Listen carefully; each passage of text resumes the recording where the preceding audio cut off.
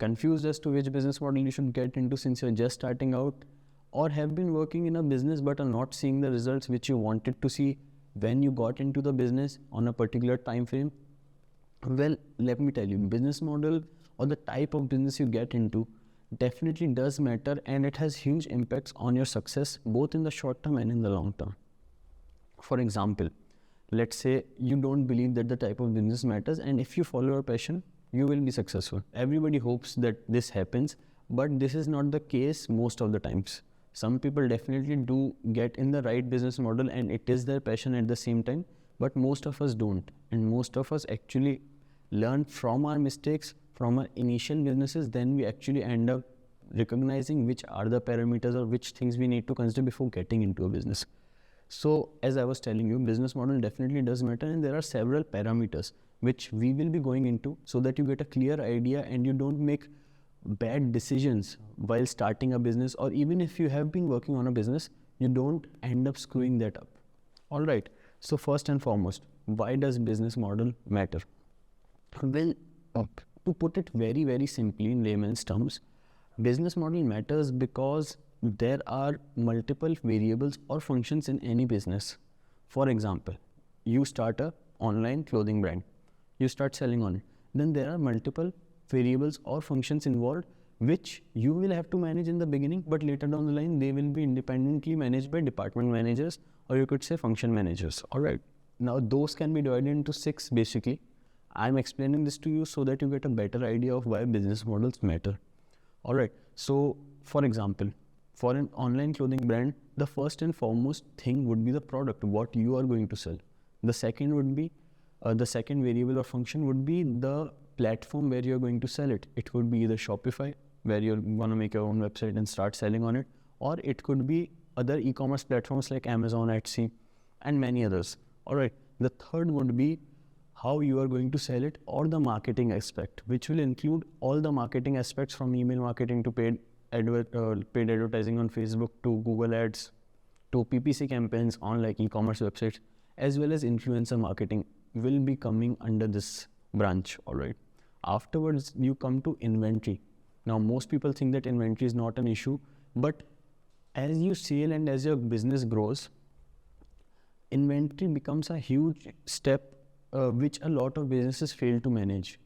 Because at later stages, when you're getting lots and lots of orders, inventory becomes a very big bottleneck or a deadlock for a lot of businesses, as they are unable to manage their inventory efficiently, and it leads to significant losses and thus reducing their net profitability. So inventory is definitely a function, and it requires proper management from either from the company founder or the manager itself, or from a separate dedicated inventory team. Now after inventory, we are going to come to the 5th operation or function or the variable in this business, that would be customer management. And it includes all the operations regarding customers, be it order management, be it customer support, be it email replies, be it even website reply handling. That is, a lot of websites you might have seen have a chat option these days, clothing websites and other websites as well. So all these things, even Instagram management, chatting part, and like connecting with customers comes under this. So this is the 5th function. And the 6th and the final function, which you can easily break the system down into, would be the accounts and finances part. That is an nitty-gritty part, and most of us don't actually do it ourselves, and we hire a CA or some accountant to do it. But it definitely is a major part when talking about a online clothing business. At the same time, if you take another business model, let's say digital product or digital course, in that business model, the variables are very less compared to a clothing business. All right, so what are the variables in that, or the functions in that business, digital course or digital product business? First and foremost, you need a product. That is a must in almost all of the businesses. But the benefit here is you have infinite inventory. You just need to make one good product or one good course, and you can sell it at least for a significant period of time, which increases your revenue and your profits, at the same time decreasing the effort. All right, so the product itself has given us an advantage over the clothing business model. Second would be the platform where you're going to sell it. And in most cases, you don't need a very fancy website to sell a digital product or a digital course. You just need a good webinar most of you might have heard of evergreen webinar courses or evergreen webinars through which people give out tips and tricks and even some inside stuff from the course itself to the audience, which convinces them to get into the entire course. Or you can provide them with free lead magnets or nurture them over email and get them to buy the course without even a proper website. You just need to create a landing page. The person visits the page, registers. If he is convinced, if your previous email nurturing or your previous lead magnets were convincing enough, then that person will directly register. So on the second part or the second function of platform, we get another advantage as compared to a clothing business. Now let's come to the third part, that is marketing. Now marketing remains very much the same because you will be running initially Facebook ads or Google ads or YouTube ads for for the particular course or the digital product. But there is no concept of influencer marketing in most of the cases in digital products until and unless your product is a SaaS or some other sort of product. But independently made digital products or courses most of the times are not promoted by influencers, as you might have seen in your day-to-day life from the Instagram ads that you get daily while scrolling. So one more aspect gets reduced here, influencer marketing, and just need to focus on paid marketing ads or for basically Google, Facebook and YouTube. Now fourth function gets completely eliminated, that would be inventory. So inventory has been completely eliminated, so you are down to 3 functions. Now let's come to the fifth function, that is customer management. Customer management in this case is very much streamlined. The reason for that, because there are no logistic problems.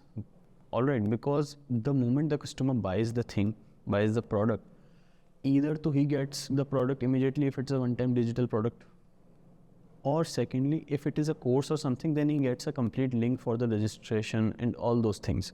So in this case, the customer issues get reduced as well. So the customer inquiries or customer queries cut down a lot, and you get way less customer emails to reply to and way less customer queries or rejections.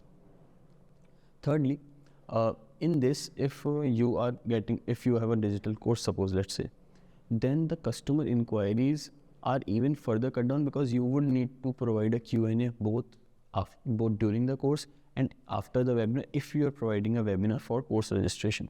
So in that case, most of the customers or the customer queries get handled at the same time. So there is no backlog work which you need to take over later down the line. And for accounts and finances, the things remain very much the same, but it definitely becomes easier because once a product has been delivered or purchased, in very few cases a return is made, because digital products are made such that once the product gets delivered, then most of the customers do find the product useful and there are very few returns as compared to a physical product business where there are at least 20 to 25% returns, or even more since we are sitting in an Indian market, because RT also comprises a huge percentage of the returns. So definitely the returns also increase. So accounts and finances also become easier to manage because it's one-time sale. You just need to get basic data and feed it, and even you yourself can do it, not the filing part, but definitely the finances management part you yourself can do by using Google Sheets or like even Microsoft Excel very easily. So with this, I think I might have broken down to you that business model definitely matters.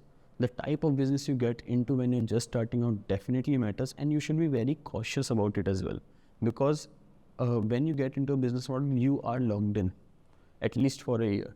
You will put your all before you start to realize that your efforts are not getting you significant results.